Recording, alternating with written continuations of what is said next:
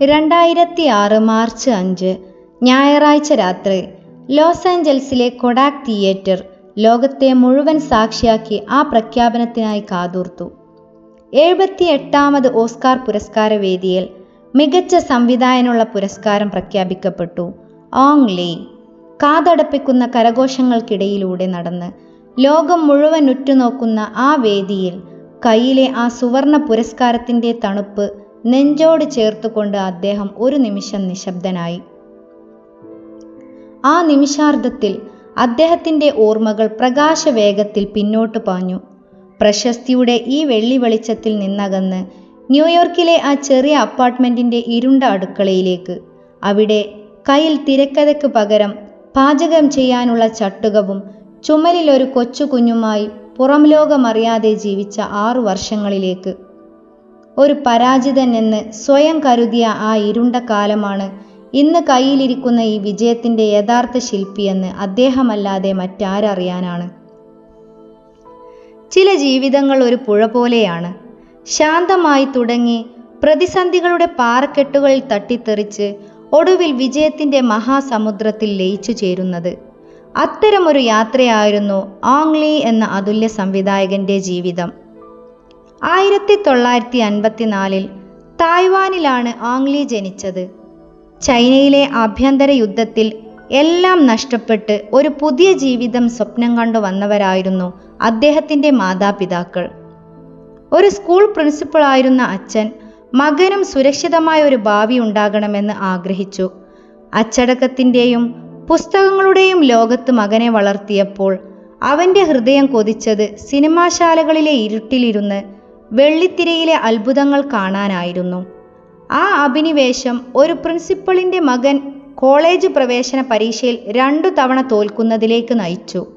അതായിരുന്നു കുടുംബത്തിൻ്റെ പ്രതീക്ഷകൾക്കെതിരെയുള്ള അവൻ്റെ ആദ്യത്തെ മത്സരം. പരാജയത്തിൻ്റെ ആ പടുകുഴിയിൽ നിന്നാണ് അവൻ തൻ്റെ യഥാർത്ഥ വഴി കണ്ടെത്തിയത്. നാഷണൽ ആർട്സ് സ്കൂളിൽ ചേർന്നതോടെ കലയാണ് തൻ്റെ ലോകമെന്ന് അവൻ തിരിച്ചറിഞ്ഞു. അച്ഛൻ്റെ നിരാശയെ മറികടന്ന് സിനിമയെന്ന മഹാസമുദ്രം തേടി അവൻ അമേരിക്കയിലേക്ക് കപ്പൽ കയറി. അമേരിക്കയിലെ ഇല്ലിനോയ്സ് സർവകലാശാലയിൽ വെച്ചാണ് ശാസ്ത്രത്തിൻ്റെ ലോകത്ത് ജീവിച്ച ജെയിൻ ലിൻ എന്ന പെൺകുട്ടിയെ അവൻ കണ്ടുമുട്ടുന്നത്. കലയും ശാസ്ത്രവും പോലെ വ്യത്യസ്തമായിരുന്നിട്ടും അവരുടെ ഹൃദയങ്ങൾ ഒന്നായി. 1983 ന്യൂയോർക്കിലെ ഒരു സിറ്റി ഹാളിൽ വെച്ച് അവർ ലളിതമായി വിവാഹിതരായി. മകൻ്റെ ആർഭാടമില്ലാത്ത വിവാഹം കണ്ട് അവൻ്റെ അമ്മയുടെ കണ്ണുകൾ നിറഞ്ഞപ്പോൾ ആ ബന്ധം വരാനിരിക്കുന്ന കൊടുങ്കാറ്റുകളെ നേരിടാനുള്ള ഒരു ഉരുക്കു കവചമാണെന്ന് ആരും തിരിച്ചറിഞ്ഞില്ല. ന്യൂയോർക്ക് യൂണിവേഴ്സിറ്റിയിൽ നിന്ന് മികച്ച സ്റ്റുഡൻറ് ഫിലിമിനുള്ള പുരസ്കാരവുമായി പുറത്തിറങ്ങുമ്പോൾ ഹോളിവുഡ് തന്നെ സ്വീകരിക്കുമെന്ന് ഓങ് ലീ ആത്മാർത്ഥമായി വിശ്വസിച്ചു. എന്നാൽ പിന്നീട് നടന്നത് ചരിത്രത്തിലെ ഏറ്റവും വലിയ അതിജീവനത്തിൻ്റെ കഥകളിലൊന്നാണ്. 6 വർഷം ഒരു ജോലി പോലും ഇല്ലാതെ ഭാര്യയുടെ വരുമാനത്തിൽ ജീവിച്ച ആ നാളുകളിൽ അവൻ ഒരു ഹൗസ് ഹസ്ബൻഡായി മാറി. കുഞ്ഞിനെ നോക്കി, വീട് വൃത്തിയാക്കി, ഭക്ഷണം പാകം ചെയ്ത് അവൻ ഒതുങ്ങിക്കൂടി. ഭാര്യയുടെ വീട്ടുകാരുടെ സഹതാപം നിറഞ്ഞ നോട്ടവും ഒരു റെസ്റ്റോറൻറ്റ് തുടങ്ങിയാലെന്താ എന്ന ചോദ്യവും അവൻ്റെ ഹൃദയത്തിൽ മുറിവുണ്ടാക്കി. രാത്രികളിൽ അവൻ എഴുതിയ തിരക്കഥകൾ 30-ലധികം സ്റ്റുഡിയോകൾ ഒരു ദയവുമില്ലാതെ നിരസിച്ചു. ഓരോ ദിവസവും അവൻ സ്വയം ചോദിച്ചു, ഞാനൊരു പരാജിതനാണോ? ഒടുവിൽ 30-ാം വയസ്സിൽ അവൻ ആ തീരുമാനമെടുത്തപ്പോൾ എല്ലാം അവസാനിപ്പിക്കണം. സിനിമയെന്ന സ്വപ്നം ഉപേക്ഷിച്ച് ഒരു കമ്പ്യൂട്ടർ കോഴ്സിന് ചേരാൻ അവൻ തയ്യാറായി.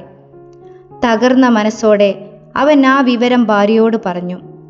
ആ നിമിഷം ജെയിൻ ലിൻ എന്ന സ്ത്രീ ഒരു ചരിത്രമാണ് തിരുത്തി കുറിച്ചത്. ശാന്തമായി അവർ പറഞ്ഞു, നിങ്ങളുടെ സ്വപ്നത്തെ മറക്കരുത്. ഞാൻ വിവാഹം കഴിച്ചത് ഒരു സംവിധായകനെയാണ്. ആ ഒരൊറ്റ വാക്ക് ഒരു മന്ത്രം പോലെ ഓങ് ലീയെ ഉണർത്തി. ലോകം മുഴുവൻ കൈവിട്ടപ്പോഴും തനിക്കു വേണ്ടി, തൻ്റെ സ്വപ്നങ്ങൾക്കു വേണ്ടി നിലകൊള്ളുന്ന ഒരാളെങ്കിലും ഉണ്ടെന്ന തിരിച്ചറിവ് അവന് നൽകിയത് അവിശ്വസനീയമായ കരുത്തായിരുന്നു. പുതിയ ഊർജത്തോടെ അവൻ വീണ്ടും എഴുതി തുടങ്ങി. ആ ആത്മവിശ്വാസത്തിൻ്റെ ഫലമായി താഴ്വാനിലെ ഒരു തിരക്കഥാ മത്സരത്തിൽ അവൻ വിജയിച്ചു. അതായിരുന്നു വഴിത്തിരിവ്. ആ വിജയമാണ് പുഷിംഗ് ഹാൻഡ്സ് എന്ന ആദ്യ സിനിമയിലേക്കുള്ള വാതിൽ തുറന്നത്. പിന്നീട് the wedding banquet, sense and sensibility തുടങ്ങിയ സിനിമകളിലൂടെ അവൻ ലോകത്തിൻ്റെ ശ്രദ്ധ പിടിച്ചുപറ്റി. ഒടുവിൽ ക്രൗച്ചിങ് ടൈഗർ ഹിഡൻ ഡ്രാഗൺ എന്ന സിനിമയിലൂടെ അവൻ ലോക സിനിമയുടെ നെറുകയിലെത്തി. പിന്നീട് ബ്രോക്ക്ബാക്ക് മൗണ്ടൻ, ലൈഫ് ഓഫ് പൈ എന്നീ ചിത്രങ്ങളിലൂടെ 2 തവണ മികച്ച സംവിധായകനുള്ള ഓസ്കാർ പുരസ്കാരവും നേടി. അന്ന് 2006 മാർച്ച് 5 ആ വേദിയിൽ കയ്യിലിരുന്ന പുരസ്കാരത്തേക്കാൾ ഭാരം അദ്ദേഹം കടന്നുവന്ന വഴികളിലെ കല്ലിനും മുള്ളിനുമായിരുന്നു. ഇന്ന് ലോകം ആംഗ്ലിയെ അറിയുന്നത് ഒരു വിഖ്യാത സംവിധായകനായിട്ടാണ്. എന്നാൽ അദ്ദേഹത്തിൻ്റെ ജീവിതം അതിനേക്കാൾ വലിയൊരു പാഠപുസ്തകമാണ്. അത് നമ്മോട് പറയുന്നു, നിങ്ങളുടെ ജീവിതത്തിൽ 6 വർഷം നീണ്ട ഒരു ശിശിരകാലമുണ്ടാകാം. ആരും നിങ്ങളെ മനസ്സിലാക്കാതെ ഒന്നിനും കൊള്ളാത്തവർ എന്ന് മുദ്ര കുത്തുന്ന കാലം. പക്ഷേ ആ നിശബ്ദമായ വർഷങ്ങൾ പരാജയമല്ല, മറിച്ച് ഏറ്റവും വലിയ വിജയത്തിലേക്കുള്ള തയ്യാറെടുപ്പാണ്.